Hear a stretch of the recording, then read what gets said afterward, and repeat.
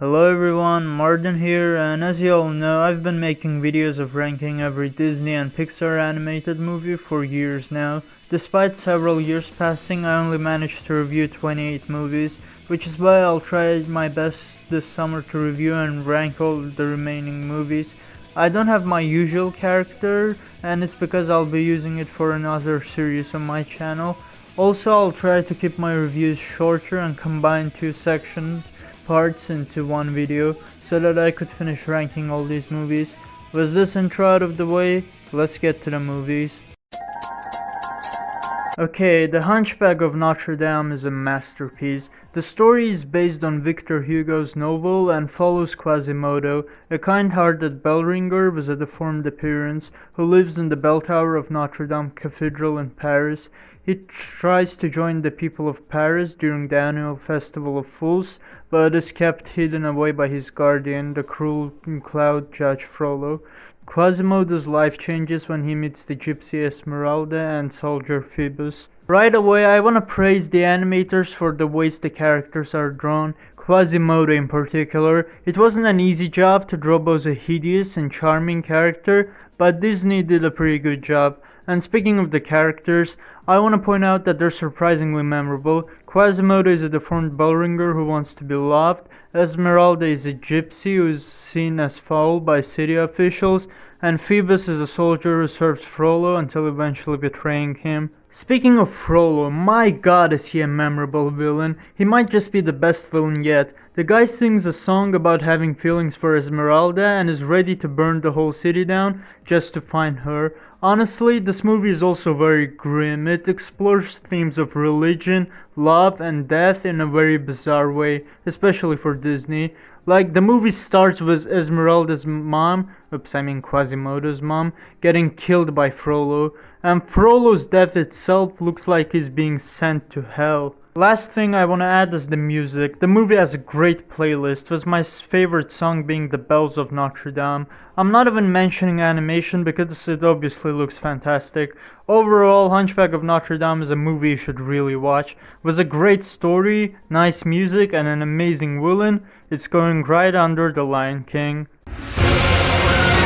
Hercules tells the mythological tale of Hercules, the son of Zeus and Hera, who is stripped of his immortality as a baby but grows up on Earth with superhuman strength.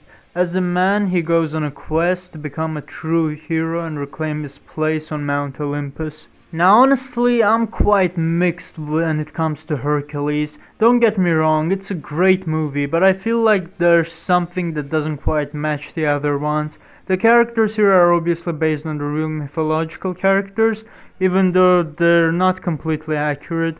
I really like the designs they gave to characters like Hercules, Hades, and the gods. The animation really shines here. Now my favorite character here is Hercules. I love his relationship with Philoctetes and his whole path of getting stronger to regain his spot at Mount Olympus. Meg is a nice love interest and I like how she grows closer to Hercules as the movie progresses.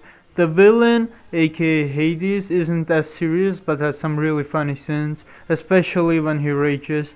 His death is also pretty dark, like he gets trapped in the underworld river and gets dragged down by the trapped souls. When it comes to minuses, my main problem is that some other characters should have gotten more or less screen time. Like, we barely get to know other gods like Zeus, but for some reason we get to know these two henchmen of Hades. I also don't mind the movie not being too accurate to the mythology, but in the original story Hades wasn't even the main villain and it was Hercules' mother.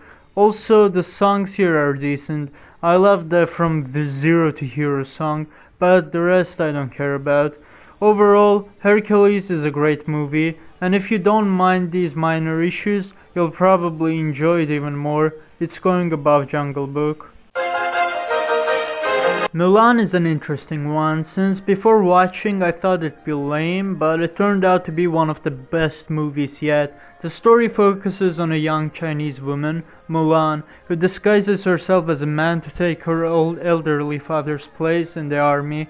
With help from her dragon sidekick Mushu and her comrades, Mulan trains hard to fight against invading forces led by the villainous Shan Yu. First off, I absolutely love this movie story. Usually in these movies, the princesses don't have much of a role, but here the formula is switched. Mulan as a protagonist is independent and determined, which is something I really like to see.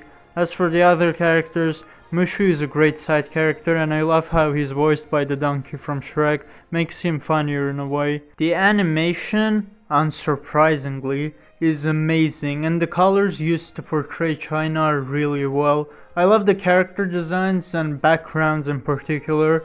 The songs here are also admirable, with my favorite one definitely being Be a Man. I love the feminist message of standing up for what is right and defying what society expects. My only complaint was the movie is the villain, since he isn't memorable compared to all the other villains we've seen. Other than that though, Mulan is definitely an incredible movie. I'll be putting it above Toy Story, but under Aladdin.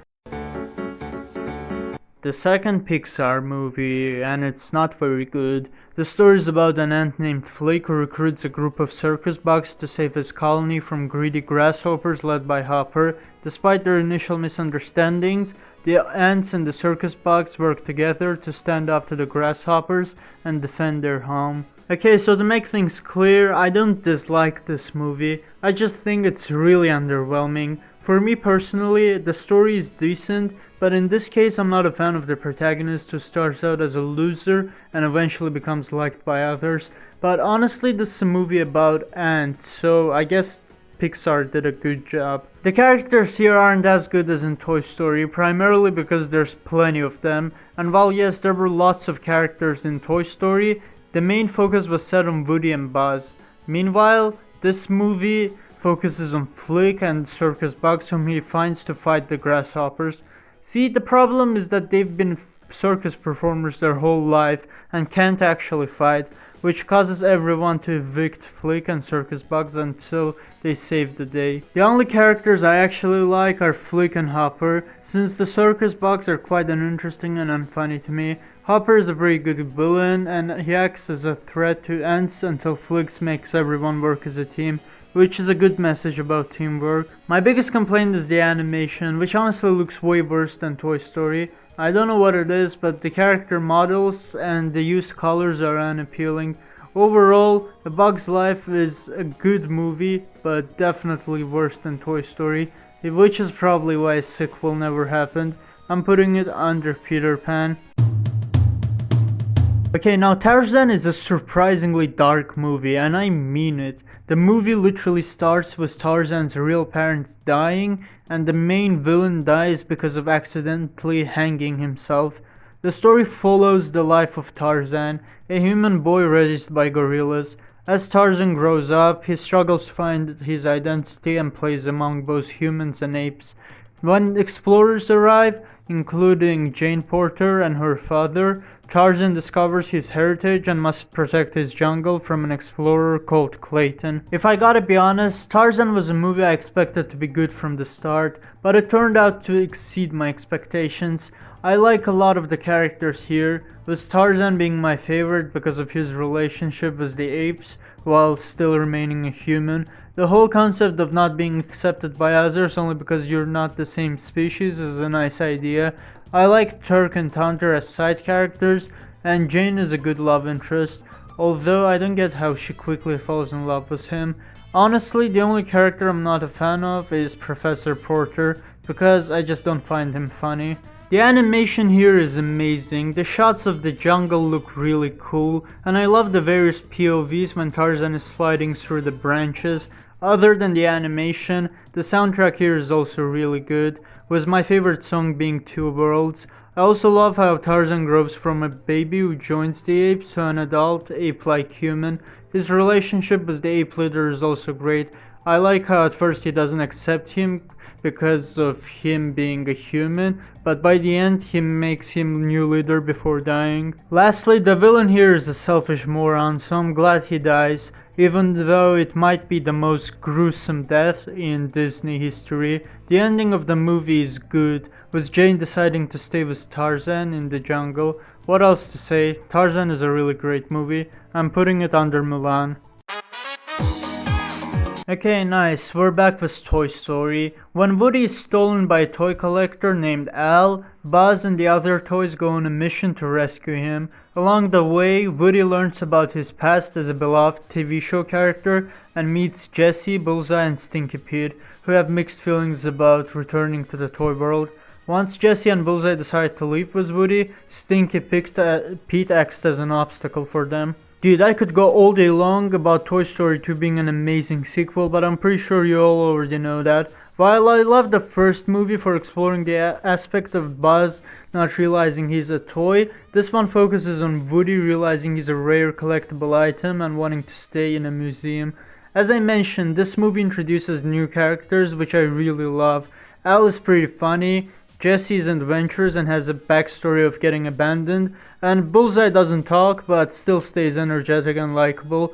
Stinky Pete is a great villain, by the way, and way better than Sid. I love how he betrays Woody and the others but eventually gets taken by a kid instead of the museum. Aside from the main story, I love the whole arc with Buzz and Zurg. This is actually his first real appearance since Zurg was only mentioned in Toy Story 1. I love the battle they have and the Star Wars reveal of Zurg being his father. The humor as a whole is amazing here, mostly because of newly added characters like Al and Zurg. Similarly, the animation improved massively, managing to look better than the original. Humans actually don't look ugly and the amount of settings increased too. Overall, I don't really have much else to add here. Toy Story 2 is a fantastic sequel and definitely beats the original. Honestly, I can't really think of bad things about this movie since almost everything about it is perfect. I guess you can say that some characters don't get enough screen time, but I'm just nitpicking at this point. This one's going above Sleeping Beauty. Really? A sequel to Fantasia? Out of all the movies you chose Fantasia? Dude, I ain't in the mood to review all of this again. Fantasia 2000 is basically the same thing as Fantasia, but with improved animation and shorter length. Look, I know I might have been harsh on the original Fantasia, but at least it was unique for the time and pushed the boundaries of animation. As I said, it's a movie I respect more than I actually like. The original Fantasia had some segments I actually liked, like Sorcerer's Apprentice and Night on Bald Mountain. Meanwhile, this movie doesn't have any segments I enjoyed. I'm pretty sure they literally added Sorcerer's Apprentice from the original to this movie. Overall, I don't have much else to say here. Fantasia 2000 is an unnecessary sequel that nobody fucking asked for. I'll put it under Fantasia.